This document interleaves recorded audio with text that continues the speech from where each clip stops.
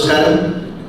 M T Vasudevan Nair സാറുടെ 9 കഥകളെ ആസ്പദമാക്കി നിർമ്മിച്ച 9 സിനിമകളുടെ സമാഹാരമാണ് മനോരഥന് അല്ലെങ്കിൽ മൈൻഡ് സ്കീംസ്.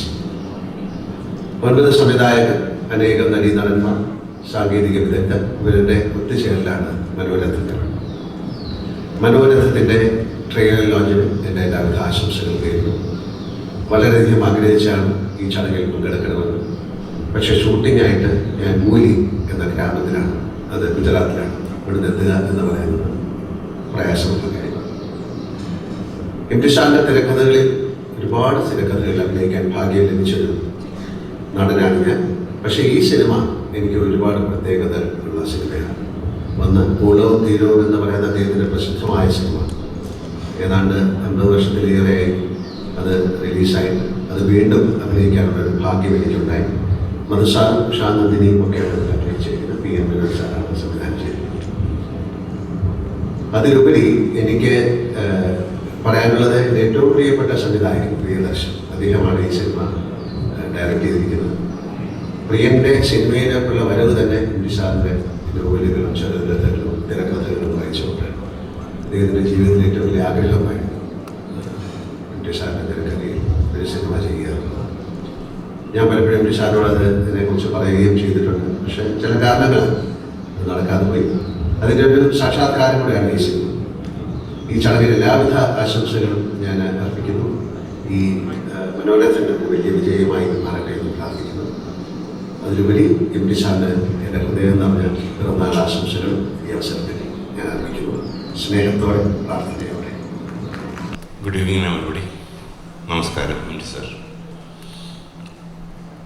സ്വപ്നം കാണുന്നത് നമുക്ക് എല്ലാവർക്കും ഉള്ളൊരു സ്വഭാവം എന്നല്ല, നമ്മുടെ ജീവിതത്തിൻ്റെ ഒരു ഭാഗമാണ്.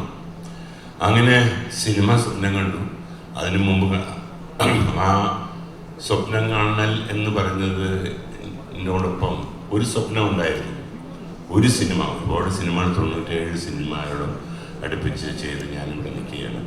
പക്ഷേ ഈ മൂമെൻ്റ് എനിക്ക് വളരെ ഇമ്പോർട്ടൻ്റ് എന്ന് പറയാനുള്ള കാരണം എന്ന് വെച്ചാൽ എം ടി വാസുദേവൻ നായർ പ്രിയദർശൻ എന്നൊരു തിരശ്ശീല എഴുതി കാണണം എന്ന സ്വപ്നം സിനിമ തുടങ്ങുന്നതിന് മുൻപ് മനസ്സിൽ കൊണ്ടിറങ്ങുന്ന ഒരാളാണ് ഞാൻ. അതിനുവേണ്ടി ഒരുപാട് ശ്രമങ്ങളൊക്കെ നടത്തിയെങ്കിലും ഒരിക്കലും എനിക്ക് സാധിച്ചില്ല. പക്ഷേ ആ മോഹം ഏകദേശം കൈവിട്ട സമയത്താണ് എനിക്ക് ഇങ്ങനെ ഒരു അവസരം കിട്ടിയത്. അതിന് സത്യം പറഞ്ഞാൽ ഈശ്വരനോട് ഞാൻ നന്ദി പറയണം. ഈശ്വരൻ കൊണ്ടു തന്നൊരു ചാൻസായിട്ട് ഞാൻ കാണുന്നത്. എനിവേ, അങ്ങനെ ഒരു വലിയ സ്വപ്നത്തിൻ്റെ സാക്ഷാത്കാരം ആയിട്ട് മനസ്സ് നിറഞ്ഞ് ഞാൻ ഇവിടെ നിൽക്കുകയാണ്. 2 സിനിമകൾ ഞാൻ ചെയ്തിട്ടുണ്ട്. ഇതിൽ ഒന്ന് ശിലാലേഖനങ്ങൾ, ഒന്ന് ഓളവും തീരും. ഓളവും തീരും എന്നുള്ള സിനിമ ചെയ്യാനുള്ള കാര്യം നേരത്തെ ലാൽ പറഞ്ഞ പോലെ ഞാൻ സിനിമ ചെയ്യണം എന്നുള്ള ആഗ്രഹം എൻ്റെ ജീവിതത്തിൽ തുടങ്ങിയത് ഓളവും തീരവും എന്നുള്ള ഒരു തിരക്കഥ വായിച്ചിട്ടാണ്. അന്നാണ് ഒരു സിനിമ സംവിധാനം ചെയ്യണം എന്നുള്ളൊരു ആഗ്രഹം എൻ്റെ ജീവിതത്തിൽ തുടങ്ങിയത്. ഒരിക്കലും നടക്കുമെന്ന് വിചാരിച്ചില്ലെങ്കിലും അത് സംഭവിച്ചതിന് സർവേശ്വരനോട് നന്ദി. സാറിന് ഒരു നല്ല ജന്മദിനം കൂടെ ആശംസിച്ചുകൊണ്ട് നിർത്തുന്നു. നന്ദി, നമസ്കാരം. എം ടി എന്നെ സംബന്ധിച്ചിടത്തോളം ഒരു എഴുത്തുകാരനോ അല്ലെങ്കിൽ സിനിമാക്കാരനോ അങ്ങനെയൊക്കെ ആയത്. പക്ഷെ ഇപ്പം അങ്ങനെയൊന്നുമല്ല. എൻ്റെ കുടുംബത്തിലൊരു അംഗത്തെ പോലെയാണ്. അത് ആദ്യം അദ്ദേഹത്തെ ഞാൻ കാണുന്നതിന് മുമ്പ് ഞാൻ എം ടിയുടെ ഒരു ആരാധകനായിരുന്നു. സാഹിത്യകാരനായ എം ടിയുടെ ഇതിൻ്റെ എല്ലാ കൃതികളും ഞാൻ വായിച്ചിട്ടുണ്ട്. നേരിട്ട് പരിചയപ്പെടുന്നത് മുറപ്പണിൻ്റെ ഷൂട്ടിംഗ് സമയത്താണ് അദ്ദേഹത്തെ കാണുന്നത് പരിചയപ്പെടുന്നത്. അതിനുശേഷം പിന്നെ വളരെ വളരെ വളരെ അടുത്തു. അത് കഴിഞ്ഞ് ഞാൻ സിനിമാക്കാരനാണെന്നും എം ടി സാഹിത്യകാരനാണെന്നുള്ള കാര്യമൊക്കെ പറഞ്ഞിട്ട് ഞങ്ങൾ ഏതായാലും ഒരു കുടുംബത്തിലെ അംഗങ്ങളെ പോലെ എല്ലാ വർഷവും ഇങ്ങനെ എം ടിയുടെ പിറന്നാളിൻ്റെ പുറകെ ഞാനുണ്ടാവും. എൻ്റെ പിറന്നാളിന് ഞാൻ ഓടിയെത്തുമ്പോൾ എം ടി പിന്നെയും ഒരു 3 നാൾ 3 മാസം തികച്ചില്ല മുമ്പേ കൂടെ എത്താൻ പറ്റില്ല. ഇത്തവണയും അങ്ങനെയാണ്. ഇന്നിപ്പോൾ എം ടിയുടെ പിറന്നാളിന് ഞാനിപ്പോൾ എത്തി. പക്ഷെ ഞാനിങ്ങനെ അടുത്ത് ഞാൻ ഈ കൂടെ എത്താം എന്ന് പറഞ്ഞ് പോകുമ്പോൾ ഞാനവിടെ എത്തുമ്പോൾ എം ഡി 2-3 മാസം മുമ്പേ ആയിരിക്കും. അങ്ങനെ ഞാനും എം ഡിയും കൂടെ കുറേ വർഷങ്ങളായിട്ട് മാസങ്ങളുടെ വ്യത്യാസത്തിൽ എം ഡി മുംബൈയും ഞാൻ പിൻബൈയായിട്ട് കഴിഞ്ഞു. ശരിയാണ്, കുറേ നാളിങ്ങനെ ഓടി കഴിഞ്ഞിട്ട് കുറേ കഴിഞ്ഞ് എം ഡി തിരിഞ്ഞു നോക്കുമ്പോൾ എന്നെ കാണില്ല.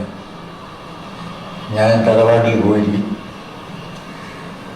സാരമില്ല, ആർക്കും തറവാട്ടിൽ പോകാതെ നിവൃത്തിയില്ലല്ലോ. ഏതെങ്കിലും ഒരു കാലത്ത് എം ഡി തറവാട്ടിലേക്ക് വരുമ്പോൾ ഞാൻ അവിടെ ഉണ്ടാവും എം ഡിയെ സ്വീകരിക്കാൻ വേണ്ടിയിട്ട്. പക്ഷെ അന്ന് അവിടെ നിന്ന് ഓട്ടം തുടങ്ങിയ മുമ്പ് വന്ന് ഞാനായിരിക്കും കുറേ ശരിക്കും. ഞാൻ പറയുന്നത് മനസ്സിലായെന്ന് വിചാരിക്കുന്നു. ഏതായാലും വളരെ സന്തോഷമുള്ളൊരു മോമെൻ്റാണ് എം ഡിയെ കുറിച്ച് 2 വാക്ക് പറയാൻ സാധിക്കുക. വളരെ വളരെ അധികം എം ഡിയെ കുറിച്ച് പറഞ്ഞിട്ടുള്ളതുകൊണ്ട് ഇപ്പോൾ എന്ത് പറയണമെന്ന് അറിയാൻ പാടില്ലെന്നാണ് ഞാൻ ഈ മുൻപും പിൻപും ഓട്ടത്തിനെ കുറിച്ച് പറഞ്ഞത്. എം ഡി എൻ്റെ വീട്ടിലെ ഒരു അംഗമാണ്. ചുരുക്കം പറഞ്ഞാൽ എനിക്ക് ആ ഒരു മോളെ ഉള്ളൂ. അവളുടെ വിവാഹത്തിന് എം ഡി വന്നിരുന്നു. ഞാനന്ന് ചെയ്യേണ്ട ചടങ്ങുകളെല്ലാം ആ കതിർമണ്ഡപത്തിൻ്റെ അടുത്ത് നിന്ന് ചെയ്തത് എം ഡിയാണ്. അപ്പോൾ അറിയാതെ ഞങ്ങൾ തമ്മിലുള്ള അടുപ്പം എത്രയാണെന്ന്. പിന്നെ ഞാനും വലിയ ഭക്തനല്ല, എം ഡി അങ്ങനെ വലിയ ഭക്തനല്ല. പക്ഷെ ഞങ്ങൾ 2 കൂടെ ഒരുമിച്ച് ശബരിമലയിൽ പോയിട്ടുണ്ട്. ഇതിനങ്ങനെ പറഞ്ഞു വന്നാൽ വളരെ അധികം സിനിമ ലൊക്കേഷൻസിൽ വെച്ച് കണ്ടത്, അല്ലാതെ സുഹൃത്ത് വേദികളിൽ വെച്ച് കണ്ടത്, എൻ്റെ വീട്ടിലും എം ഡിയുടെ വീട്ടിലും വെച്ച് കണ്ടത്. അങ്ങനെ ഒരുപാട് കാര്യങ്ങൾ പറയാനുണ്ടാവും. അത് പറയാനുള്ള വേദിയല്ലല്ലോ ഇത്. ഞാൻ അധികം സമയം എടുക്കുന്നില്ല. എം ഡി ഇനിയും ഇത്രയും വർഷങ്ങൾ ജീവിച്ചിരിക്കട്ടെ. അദ്ദേഹത്തിൻ്റെ സാഹിത്യ വലിയ തുടരട്ടെ. നമുക്കിനിയും ധാരാളം കൃതികൾ സാഹിത്യത്തിലും സിനിമയിലും എം ഡിയിൽ നിന്ന് കിട്ടാറുണ്ട്. അത് കിട്ടട്ടെ. അദ്ദേഹത്തിൻ്റെ ആരോഗ്യത്തിനും സുഖത്തിനും സന്തോഷത്തിനും വേണ്ടി ഈശ്വരനോട് പ്രാർത്ഥിച്ചുകൊണ്ട് ഞാൻ ഈ വാക്കുകൾ ചുരുക്കും. എല്ലാവർക്കും എൻ്റെ വിനീതമായ നമസ്കാരം. നമ്മളെല്ലാവരും ഭാഗ്യവാന്മാരാണ്. നമ്മൾ നാലുകെട്ടും മഞ്ഞും കുട്ടിയെടുത്തിയും ഒക്കെ വായിക്കുമ്പോൾ ഒരിക്കലും സ്വപ്നം കണ്ടിട്ടുണ്ടാവില്ല നമ്മളെ അക്ഷരങ്ങളുടെ ഈ ലോകത്തേക്ക് കൈപിടിച്ച് നടത്തിയ ശ്രീ എം ടി വാസുദേവൻ നായരുടെ 91-ാം പിറന്നാളിന് അദ്ദേഹത്തോടൊപ്പം ഒരു വേദി പങ്കിടാൻ സാധിക്കുമെന്ന്. അപ്പോൾ ഇന്ന് അദ്ദേഹത്തോടൊപ്പം ഈ വേദിയിൽ വന്നിരിക്കാൻ സാധിച്ച നമ്മളെല്ലാവരും ഭാഗ്യവാന്മാരാണ്. സിനിമയിൽ വന്ന് ഒരു നടനായി ചെറിയ കഥാപാത്രങ്ങൾ ചെയ്തു തുടങ്ങുന്ന കാലത്ത് മുതലേ എല്ലാവരും ആഗ്രഹിച്ചിട്ടുണ്ടാവും അദ്ദേഹത്തിൻ്റെ ഒരു കഥാപാത്രമായി സ്ക്രീനിൽ വരണം. എം ടിയുടെ ഒരു കഥാപാത്രമെങ്കിലും ചെയ്യാൻ സാധിക്കണമെന്ന് ആഗ്രഹിക്കാത്ത ഒരു നടനും ഉണ്ടാവില്ല. ഇന്ത്യയിലെ ഏറ്റവും മികച്ച നടന്മാരിൽ ഒരാളായ കമൽഹാസൻ ഒരിക്കൽ പറഞ്ഞു, കന്യാകുമാരി എന്ന ചിത്രത്തിലൂടെ തൻ്റെ അഭിനയ ജീവിതം തുടങ്ങാൻ സാധിച്ചെങ്കിലും പിന്നീട് എം ടി സാറിൻ്റെ ഒരു കഥാപാത്രമാവാൻ അദ്ദേഹത്തിന് ഭാഗ്യം സിദ്ധിച്ചില്ല. അത് ധാരാളമായി കിട്ടിയത് മമ്മൂട്ടിക്കും മോഹൻലാലിനും ഒക്കെയാണ്. എനിക്ക് അവരോട് കടുത്ത അസൂയയാണെന്ന് അദ്ദേഹം പറഞ്ഞു. ശരിയാണ്, മമ്മൂക്കും ലാലിനും കിട്ടിയതുപോലെ എം ടി സാറിൻ്റെ കഥാപാത്രങ്ങളെ അവതരിപ്പിക്കാനുള്ള ഭാഗ്യം ആർക്കും കിട്ടിയിട്ടില്ല. അതങ്ങനെയാണല്ലോ, ഈ അമൂല്യമായതെന്തും നമുക്ക് അപൂർവമായിട്ടല്ലേ ലഭിക്കുകയുള്ളൂ. അത് എല്ലാവർക്കും ആ ഭാഗ്യം ഉണ്ടായിട്ടില്ല. പക്ഷേ ഒരുപാട് മോഹിച്ച് എനിക്ക് അവസാനം അഭയം തേടി വീണ്ടും എന്ന ചിത്രത്തിൽ, സന്തോഷ് ശിവൻ സംവിധാനം ചെയ്ത ചിത്രത്തിൽ ഒരു കഥാപാത്രത്തെ അവതരിപ്പിക്കാനുള്ള ഭാഗ്യമുണ്ടായി. ഞാൻ അതിന് എം ടി സാറിനോടും സന്തോഷ് ശിവനോടും ഞാൻ എൻ്റെ നന്ദി അറിയിക്കുന്നു. എം ടി സാറിൻ്റെ കഥകൾ വായിക്കാൻ സാധിച്ചതും അദ്ദേഹത്തിൻ്റെ കാലഘട്ടത്തിൽ ജീവിക്കാൻ സാധിച്ചതും വലിയ ഭാഗ്യമാണ്. അദ്ദേഹത്തിൻ്റെ സിനിമകൾ കാണാൻ സാധിച്ചത് വലിയ ഭാഗ്യമാണ്. അദ്ദേഹത്തിൻ്റെ കഥാപാത്രങ്ങളായി അഭിനയിക്കാൻ സാധിച്ചത് വലിയ ഭാഗ്യമാണ്. ഇന്ന് അദ്ദേഹത്തോടൊപ്പം ഈ വേദി പങ്കിടാൻ സാധിച്ചത് മഹാഭാഗ്യമാണ്. അദ്ദേഹത്തിന് എല്ലാവിധ ആയുരാരോഗ്യങ്ങളും നേരുന്നു. ദൈവം ആയുസ് കൊടുക്കുന്നിടത്തോളം കാലം സമാധാനവും സന്തോഷവും ഐശ്വര്യങ്ങളും എല്ലാം ഉണ്ടാവട്ടെ എന്ന് ആശംസിക്കുന്നു. മനോരഥങ്ങൾ എന്ന ഈ ആന്തോളജി ഫിലിം ഒരു വലിയ വിജയമാകട്ടെ എന്ന് ആശംസിക്കുന്നു. എല്ലാവർക്കും എൻ്റെ നന്ദി. സർ, എൻ്റെ പിറന്നാൾ ആശംസകൾ. പൊതുവെ അല്പം സഭാകമ്പമുള്ള ആളായതുകൊണ്ടാണ് എവിടെയെങ്കിലും ഒന്ന് പിടിച്ചെടുക്കാൻ വേണ്ടി ഇങ്ങോട്ട് വന്നത്. ഇത് സാധാരണ മലയാളത്തിൽ സംഭവിക്കാത്തൊരു സായാഹ്നമാണ് നമുക്കിന്ന് ഇവിടെ ഉണ്ടായിരുന്നത്. ആന്തോളജി വിഭാഗത്തിൽ സിനിമകൾ അപൂർവമായിട്ടും ഉണ്ടാകും. പക്ഷെ നമുക്ക് ആരുടെ മുമ്പിലും ധൈര്യമായിട്ട് പറയാവുന്ന ഒരു ആന്തോളജി ആയിരിക്കും ഇത് മലയാള ഭാഷയെ സംബന്ധിച്ചിടത്തോളം. മനോരഥങ്ങൾ എഴുത്തുകാരൻ്റെ മനോരഥത്തിൽ കയറി പോകുന്നതാണ്, കാഴ്ചകളാണ് നമ്മൾ കാണുന്നത്. അതിനേക്കാളും വലിയ ചേർന്നൊരു പേരും ഉണ്ടാവാൻ സാധ്യത കുറവാണ്.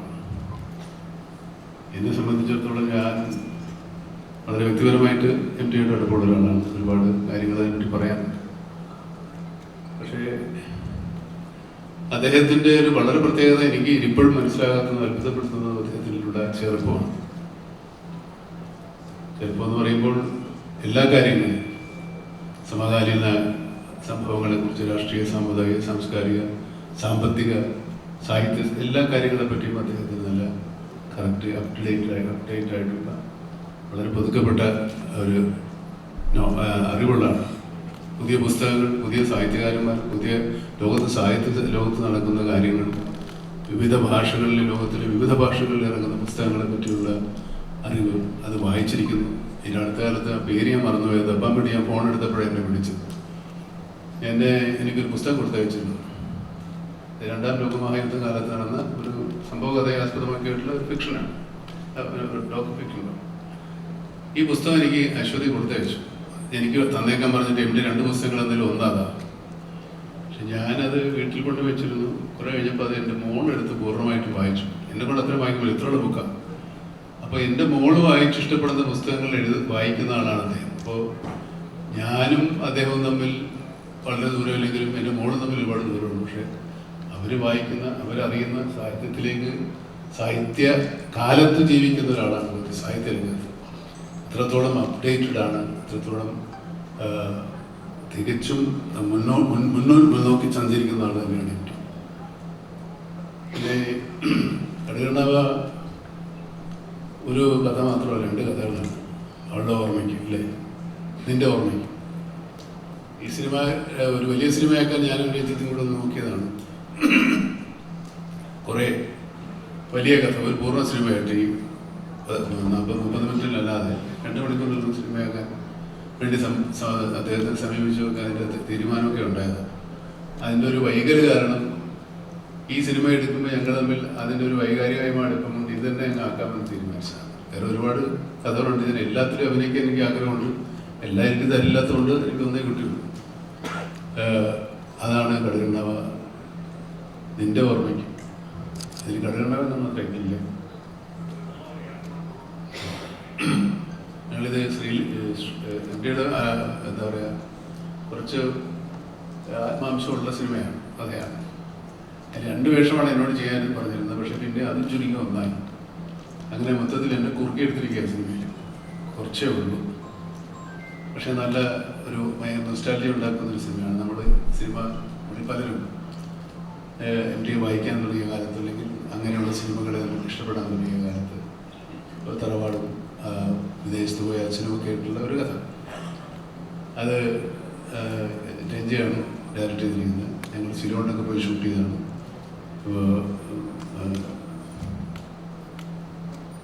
മഹേഷ് പറഞ്ഞ പോലെ ഞങ്ങളും ഫോറിനിലാണ് ഷൂട്ട് ചെയ്തത്. ഈ പടം മഹേഷിൻ്റെ അവിടെ കാനഡയിലാണ് ഷൂട്ട് ചെയ്തത്, ഞങ്ങളുടെ അവിടെ ശ്രീലങ്കയിലാണ് ഷൂട്ട് ചെയ്തത്. അങ്ങനെ പ്രത്യേക ഒരു സിനിമയാണ്. MTയെ സംബന്ധിച്ചിടത്തോളം അദ്ദേഹം ഈ സിനിമയ്ക്ക്, അല്ലെങ്കിൽ ഈ തിരക്കഥയ്ക്ക് ഒരു സാഹിത്യ രൂപം ഉണ്ടായിരുന്നില്ല. തിരക്കഥയ്ക്ക് അങ്ങനെ വായനക്കാരുണ്ടായിരുന്നില്ല, ഒരു സാഹിത്യ രൂപം എന്നല്ല. അത് MTയുടെ തിരക്കഥകൾ വായിച്ചിട്ടാണ് സിനിമയ്ക്കൊരു സാഹിത്യമുണ്ട് എന്ന് നമ്മൾ മനസ്സിലാക്കി. അതിനുമുമ്പ് സിനിമ ഉണ്ടായിട്ടുണ്ട്, ലോകോത്തര തിരക്കഥകളൊക്കെ ഉണ്ടായിട്ടുണ്ടാകും. മലയാളത്തെ സംബന്ധിച്ചിടത്തോളം തിരക്കഥ അച്ചടിച്ച് MTയാണ് അതിൻ്റെ ഒരു ആരംഭം അച്ചടിച്ച് അത് സാഹിത്യ രൂപമായി പുറത്തിറങ്ങി. അതിന് പിൽക്കാലത്ത് സിനിമാ വിദ്യാർത്ഥികൾക്ക് എല്ലാവർക്കും ആ തിരക്കഥകൾ ഒരുപാട് ഉപകാരപ്പെട്ടിട്ടുണ്ട്. ഞാൻ MTയുടെ കഥകൾ വായിക്കുമ്പോൾ ഞാൻ തിരക്കഥയായിട്ടാണ് കാണുന്നത്. എനിക്ക് എഴുതാനൊന്നും പറ്റിയില്ല. അല്ലെങ്കിൽ ഏതെങ്കിലും ഒരു കഥാപാത്രമായിട്ട് മാറുന്ന ഒരു സ്വഭാവമൊക്കെ പണ്ടുപോലുണ്ട്, ഇപ്പോഴും അതൊക്കെ നോക്കുന്നുണ്ട്. ഈ അടുത്ത കാലത്ത് ഞാനും അദ്ദേഹം തമ്മിൽ ഒരു ചെറിയ എന്താ പറയുക, ഒരു ഒരു ഉടമ്പടി ഉണ്ടാക്കിക്കൊണ്ട് 2 ചെറുകഥകൾ ഞാൻ വായിക്കാം എന്ന് വേണ്ടി അദ്ദേഹത്തിന് അഡ്വാൻസ് കൊടുത്തു. അതായത് കഥ വായിക്കാൻ ഒരു കഥ ഒരു 10 പേജോ അല്ല 5 പേജോ 4 പേജോ ഉള്ള കഥ വായിച്ച് ഏതെങ്കിലും ഒരു TV-യിലോ അല്ലെങ്കിൽ യൂട്യൂബിലോ കൊടുക്കാൻ വേണ്ടി വാങ്ങിച്ചാണ്. ഇതുവരെ നടന്നിട്ടില്ല. ഏതെങ്കിലും കഥ എടുത്തോളം പറഞ്ഞു. എനിക്ക് തിരഞ്ഞെടുക്കാൻ പറ്റിയില്ലാത്തതുകൊണ്ടാണ് നീണ്ടു പോയത്. അതിൽ ഇത്രയൊക്കെ ആയി. ഇത് മലയാളത്തിൽ ആദ്യ സംരംഭം പോലെയാണ്. എനിക്ക് പ്രായം ആയിട്ടില്ല. എനിക്ക് ഒരു വർഷം കൂടെ ആയിരുന്നു. എത്രയോളം എൻ്റെ ഹൃദയം നിറഞ്ഞ ജന്മദിനാശംസ. ആയുസ്സും ആരോഗ്യവും ഉണ്ടാവട്ടെ എന്ന് പ്രാർത്ഥിക്കുന്നു. MD സാറിനെ വായിക്കാത്ത മലയാളികളില്ല. എൻ്റെയും ബാല്യ കൗമാരങ്ങളെ സമ്പന്നമാക്കിയത്, സമൃദ്ധമാക്കിയത് നാലുകെട്ടും കാലവും തുടങ്ങിയുള്ള അദ്ദേഹത്തിൻ്റെ ഏറ്റവും മനോഹരമായ കൃതികൾ തന്നെയാണ്. സിനിമയിലേക്ക് എത്തിയപ്പോൾ ഏതൊരു സംവിധായകനും ആഗ്രഹിക്കുന്നത് പോലെ MD സാറിൻ്റെ ഒരു തിരക്കഥ സിനിമയാക്കാനുള്ളൊരു ആഗ്രഹവും സ്വപ്നവും എനിക്കും ഉണ്ടായിരുന്നു. പക്ഷേ ഒരിക്കലും അദ്ദേഹത്തിനോടത് ചോദിക്കുവാനുള്ള ആത്മവിശ്വാസം എനിക്കുണ്ടായിരുന്നില്ല. അതിനുള്ള യോഗ്യത, അർഹത എനിക്കുണ്ടോ എന്നുള്ള ഉറപ്പ് എനിക്കില്ലാതിരുന്നുകൊണ്ട് തന്നെയാണ്. പക്ഷേ അത്ഭുതകരമായിട്ട് അദ്ദേഹത്തിലേക്കുള്ള വഴി എൻ്റെ മുമ്പിൽ തുറക്കപ്പെടുകയായിരുന്നു. ഇതിന് കാരണക്കാരനായത് സദയത്തിൻ്റെ നിർമ്മാതാവായ 7 ആർട്സ് വിജയകുമാറാണ്. ആദ്യമായിട്ട് അദ്ദേഹത്തിനോട് ഈ പ്രോജക്റ്റിനെ കുറിച്ച് സംസാരിച്ചു കഴിഞ്ഞപ്പോഴും അദ്ദേഹം നിർദ്ദേശിച്ചത് ജൂലിയസ് സീസർ ചെയ്യാവുന്നതാണ്. അതിനായിട്ട് അദ്ദേഹത്തോടൊപ്പം ലൊക്കേഷൻ തേടി മൈസൂർ ഭാഗങ്ങളിലൊക്കെ പോകാനുള്ളൊരു ഭാഗ്യവുമുണ്ടായി. എന്നാൽ അത് ഒരു വലിയ പ്രൊജക്റ്റായിട്ടാണ് വിഭാവനം ചെയ്തത്. മലയാളത്തിലെ ഏറ്റവും മുഖ്യ അഭിനേതാക്കളായ ശ്രീ മമ്മൂട്ടി, ശ്രീ മോഹൻലാലും ഉൾപ്പെടെ ദക്ഷിണേന്ത്യൻ ഭാഷകളിലെ പ്രധാനപ്പെട്ട അഭിനേതാക്കളെ എല്ലാം ഉൾക്കൊള്ളിച്ചുകൊണ്ടൊരു മെഗാ പ്രോജക്റ്റായിട്ടാണ് അതിനെ കൺസീവ് ചെയ്തത്.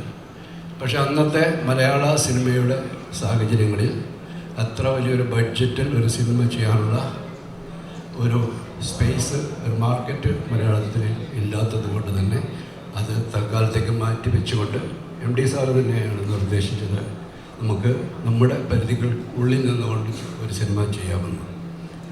അങ്ങനെയാണ് സദയത്തിലേക്ക് എത്തുന്നത്. സദയം ഷൂട്ട് ചെയ്തുകൊണ്ടിരിക്കുമ്പോൾ എന്നെ സംബന്ധിച്ചോളം ഞാൻ ഏറ്റവും കൂടുതൽ സമ്മർദ്ദം അനുഭവിച്ച ഒരു ഘട്ടം എന്ന് പറയുന്നത് കോഴിക്കോട് ഷൂട്ട് ചെയ്യുമ്പോൾ സാറ് ലൊക്കേഷനിലേക്ക് വരുന്ന സമയങ്ങളാണ്. എപ്പോഴും ഒന്നും സാറ് വരാറില്ല. പക്ഷേ വരുന്ന ചില മണിക്കൂറുകൾ ഞാൻ ഏറ്റവും കടുത്ത സമ്മർദ്ദത്തിലായിരിക്കും. കാരണം ഞാൻ ചെയ്യുന്നതൊക്കെ അദ്ദേഹം കണ്ടുകൊണ്ടിരിക്കുകയാണ്. ഞാൻ ചെയ്യുന്നതൊക്കെ ശരിയാണോ, അദ്ദേഹം ഉദ്ദേശിച്ചതാണോ ഞാൻ ചെയ്തുകൊണ്ടിരിക്കുന്നതൊക്കെ ഉള്ളൊരു വല്ലാത്ത പേടിയുണ്ടായിരുന്നു. പിന്നീട് ആ സിനിമയുടെ ഡബിൾ പോസിറ്റീവ് മദ്രാസിൽ കാണാനായിട്ട് അദ്ദേഹം എത്തിയപ്പോൾ അതിൻ്റെ ഷോ കഴിയുന്ന സമയത്ത് ഞാൻ പുറത്തേക്ക് ഇറങ്ങി പരീക്ഷയുടെ റിസൾട്ട് അറിയാൻ കാത്തു നിൽക്കുന്ന ഒരു കുട്ടിയെപ്പോലെ നിൽക്കുകയായിരുന്നു. അദ്ദേഹം എന്താണ് പറയാൻ പോവുക, അദ്ദേഹം ഉദ്ദേശിച്ചൊക്കെയാണോ ഞാൻ ചെയ്തിരിക്കുന്നത്. ആ ഭയത്തോടുകൂടി ഞാൻ നിൽക്കുമ്പോൾ അദ്ദേഹം പുറത്തേക്ക് ഇറങ്ങി വരുമ്പോൾ അദ്ദേഹത്തിൻ്റെ ചുണ്ടിൻ്റെ ഒരു കോണിൽ ഒരു പുഞ്ചിരി വിരിഞ്ഞു എന്ന് ഞാൻ വിശ്വസിക്കുകയാണ്. അല്ലെങ്കിൽ ഞാൻ അങ്ങനെ ഒരു ബോധ്യം എൻ്റെ ഉള്ളിലുണ്ടാകുകയാണ്. അത് അദ്ദേഹത്തിൻ്റെ ആ സിനിമയോടുള്ള അത് കണ്ടതിൻ്റെ ഒരു പ്രതികരണമായിട്ട് ഞാൻ ഏറ്റെടുത്തു. അതാണ് ശരിയെന്ന് പിന്നീട് വർഷങ്ങൾക്ക് ശേഷം പലപ്പോഴായിട്ട് പല ഘട്ടങ്ങളിൽ അദ്ദേഹം പലയിടത്തും പറഞ്ഞ അദ്ദേഹത്തിൻ്റെ വാക്കുകളിലൂടെ ആ സിനിമ അദ്ദേഹം ആഗ്രഹിച്ച പോലെ അതൊക്കെ അത് ചെയ്യാനുള്ള ഒരു പ്രാപ്തി എനിക്കുണ്ട് എന്ന് അദ്ദേഹം പലയിടത്തും പറഞ്ഞതും എന്നെ സംബന്ധിച്ചോളം എനിക്ക് ലഭിച്ച ഏറ്റവും വലിയ അംഗീകാരങ്ങളാണ്. ഇന്ന് ഈ വേദിയിൽ നിൽക്കുമ്പോൾ അദ്ദേഹത്തിന് എൻ്റെ ഹൃദയത്തിൻ്റെ ആഴങ്ങളിൽ നല്ലൊരു പിറന്നാൾ ആശംസകൾ നേരുകയാണ്. ആയുസ്സും ആരോഗ്യവും എല്ലാം സർവേശ്വരൻ നൽകട്ടെ. ഇനിയും അദ്ദേഹത്തിൻ്റെ വാക്കുകളും വരികളും നമ്മളെ ആസ്വദിപ്പിക്കട്ടെ. നന്ദി, നമസ്കാരം.